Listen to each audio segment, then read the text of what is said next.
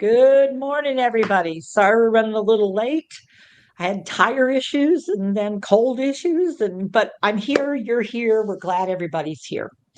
So last week on I think Thursday, we did a demonstration in a bathroom where we were talking about, getting on and off the toilet. And it raised lots of questions, which we're going to do videos on those. But I'm sort of here by myself this morning, so I won't be able to do one of the interactive ones. However, one of the other questions that came up is that our own physical fitness, our own mobility skills, our own physical health could be, it seems like I'm in pretty decent shape, and I typically am. I mean, I have, those long-term issues that you get where I have one ankle that you can't bend past 90. And for sure, when I go down and go back up, there's a little bit of crickety.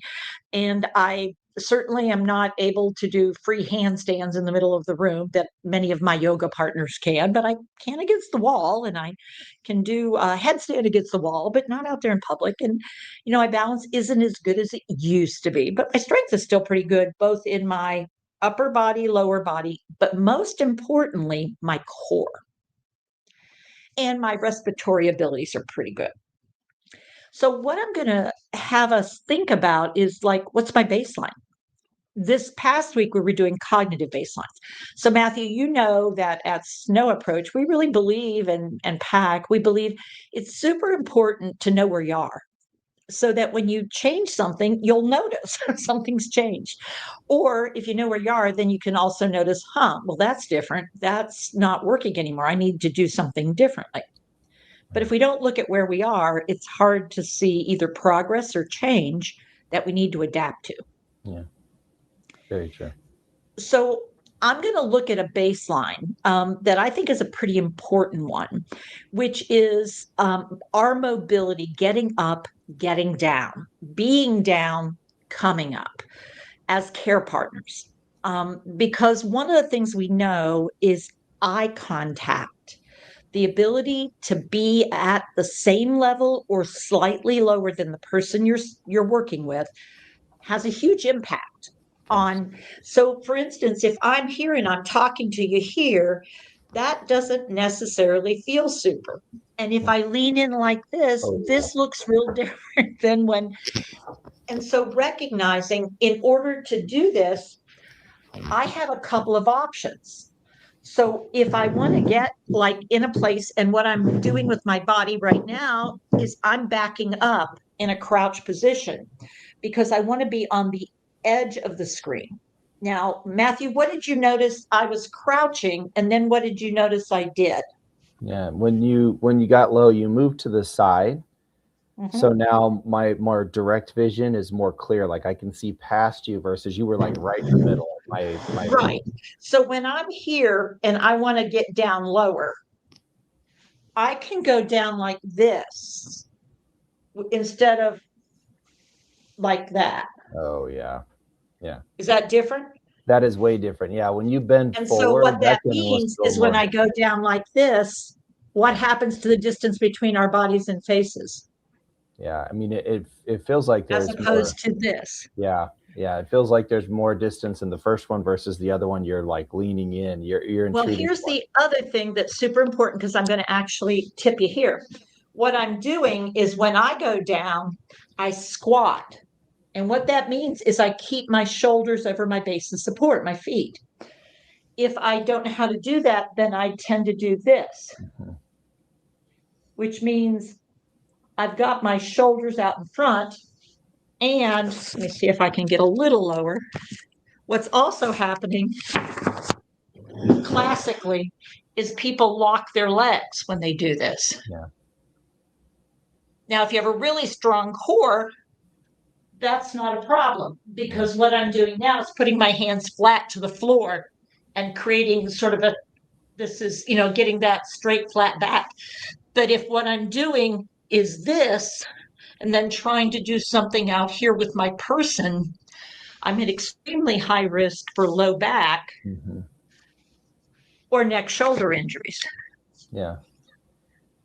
So, what's your capacity? And there's two ways to go down here. I'm going to get a little lower, and I want you to watch me, Matthew, and see if you can give us some hints. Let me see if I can get this. Okay, so there's one. I have my feet a little bit wider apart than my shoulders, and I'm going to go down like this. I'm going to crouch here. And what I want to point out is that I'm able to crouch here for a good long while without any distress. How about you, Matthew? Is that something you can do easily? Yeah, not as long as probably you can, Teepa. I think you have more on me because I know some of what you do in the background too to help Right. keep your own physical mobility. But yeah, and that I think you bring up a really good point too. The positions we get ourselves in when we're trying to support, if we can't maintain that for longer than maybe a minute or so, the difference Right. that can make in how And we look. there's a difference between if you go down like this. Now I can do it pretty stable, but not if somebody's moving with me. Like if Yeah, somebody puts their hand on me, I'm not very stable. I can at least do this and come back up on my toes. But if I didn't work on that, I yeah, probably wouldn't be able to do it. you'd be shaky, potentially off balance. Yeah, Position is to actually have one knee up and one down because it creates my ability to shift and move my body on my base. yeah. And so I do a lot with that. But what that means is I have to be able to tolerate my knee down on the surface, or I want to soften that surface so that I can do that. Yeah. So all of these positions for me are really important positions. However, if I don't have that degree of mobility, they're called chairs. Yeah. Or stools. And actually, the next session or two, we'll show you some stools in use because I believe in little folding stools come in super handy in these situations. But I did want to show you one exercise that I have done for a long time to help me with my awareness of where my body is. So one of the things I'll do is get against a wall and have my feet, I would say about an inch out or so. And what I'm going to do is go up and down the wall. And then I'll move my feet out a little bit more and I'm going to go up and I'm going to come down. And actually, I'm going to sit with my back against the wall and my knees at about 90 and stay in this position and just keep breathing and working. And you can also do some things like this because what I'm doing is working on both my legs and my core at the same time. And then when I come up, I'm going to do that. And then I'm going to work on my ability to do that with my knees together and go down. So one of the things we can do, people tend to splay out a lot when they do that, is put a towel between your knees and work on just coming up and down.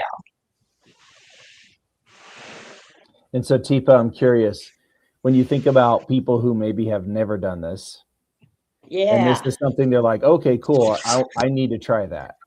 Where would they start? Because you going to 90, I have a feeling not a lot of people will probably be able to do that, let alone try to stay there. Because I'm going to be honest here. I'm going to be real.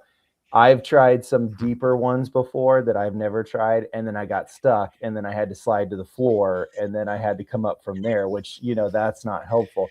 So how could somebody start Yeah. so So that they can work in? yeah, good question, Matthew. So first of all, it's just to find out, can you stand against the wall with your shoulders, your core, tuck your core in, tuck your bum in. Can you stand like this? And can you just flex your knees a little bit up and down? And keep your knees pointing ahead to a rhythm. This in and of itself is a good workout if you haven't ever done anything. You don't have to go high or low. It's just a little bit of movement, but you're staying upright as opposed to, and without meaning to, a lot of people who get into heavy lifting and work with people over time without realizing it. Yeah. All right. Yeah. Get that curve. Yeah. And that's one of those things that I try to work fairly hard at not doing because I don't want to curl in around my shoulders either. So that's all we're going to do this morning. It wasn't meant to be like this intense workout, but when somebody asked, what could you do? The answer is start with your core, but also look at your body when you're going up and down. Just take a look at yourself. How are you getting up and down? If it's effortful, maybe looking at getting some support to work on those skills, because this is a long journey. And yes, you may have help to do it, but I'm thinking of you, not you as a care partner, just you as a human being, looking at what's getting in your way of getting up and down. Because as we age, figuring out how to do that without causing harm, but sustaining what we have. They tell us, even with arthritis, the more you move, the better. Figure out how to manage the pain and get moving, because it doesn't help to not move. Now, manage the pain, that's a whole nother session. But breathing makes a big difference, and so does adrenaline. But also just doing it with someone and feeling good about what you're doing. So Teepa, that you like read my mind there. So say I'm somebody who, yes, I need to do this stuff, but I still feel very uncomfortable about doing it myself, or I don't want to do it wrong because I'm afraid I may hurt myself. In your experience, what have been some good places or spaces Mhm. or options somebody could go tap into to bring somebody in, or to be able to have somebody to give them that support of, okay, you're doing it right. Here's how you to keep yourself safe. Here's Yeah. how to. Well, Matthew, I'm going to turn the question around and ask you, because you're the PT, I'm the OT. We both have ideas. Yes. Mostly I look for community that actually is really responsive, not communities that are diagnostic. I don't Yeah. want somebody like trying to fix me. I want somebody who's going to take a look at me and see where I'm at and say, okay, well, let's take a look and see what this does. Wow. All right. So that looks good. Okay, now try that a couple times and see. I don't want somebody who uses the no pain, no gain model, but I also want somebody who is going to give me that impetus to move forward a little bit, not protect me. Well, don't do anything that's uncomfortable. I'm looking for somebody in that middle road. I'm Goldilocks and the Three Bears. I Mhm. have to find the one that's a good match for me. And for me, yoga is a great match for me. And so is, pool work, except I don't like messing with my hair afterward. But, other than Yeah. that, I like getting in the pool and doing work. Yeah, and that's I totally agree. So the idea, like local rec centers, a lot of Mhm. times if you can go check them out, you'll notice that they'll Yep. actually have programs where they're supporting folks who maybe have mobility challenges and they have people who are trained to support you, Mhm. but keeping you safe while trying to move. Believe it or not, therapy, like tapping into therapy, talking to your doctor about potentially looking into a local therapy place, an Yep. outpatient therapy place, because you'd be surprised how many of them offer separate programs. Not like you did something to yourself and now you have to go to Yep. physical therapy or OT. They have separate programs to help support people to stay mobile, to stay active. And so And there are looking into that. trainers that can be quite good. Our group that we like to work with up in Ohio, the Total Health Works, that group is for sure, they do a huge amount of work. And their primary focus is on people living with changes. But what we know is care partners are also changing. What you're doing on Friday, we actually, in our support group, one of the things we talked about, if you're helping your person mobilize and they happen to have more impairment than you do, you're not giving yourself the exercise you need for you. You're making sure they get their exercise. But we've got to figure out where's the support structure and how are we doing that so that you get your exercise too, because it is super important that we look both in the mirror and at the other person and figure out where's my third party that can support my person so I go and do what I need to do, even for short windows of time, without being and we can think, well, I work really hard. We do, but we can have bad habits that we reinforce time after time if somebody's not noticing and going, ooh, how's that going for you? Because it can be a reason we do what we do out of habit, because the cerebellum is an incredibly powerful brain.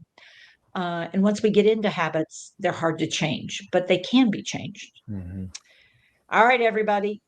Um, so, what we're advocating for is taking a look at the puzzle pieces, not for the person you're supporting, but for yourself, and realizing, taking a look at my own wellness, fitness, and seeing what my pain is like and seeing what mobility is like, and seeing where we have a mismatch between the two of us and where we might need some additional support. Good idea. All right, everybody, till next time, take care of yourself, take care with your care. See you soon. Thank you, Teepa. Bye, everybody.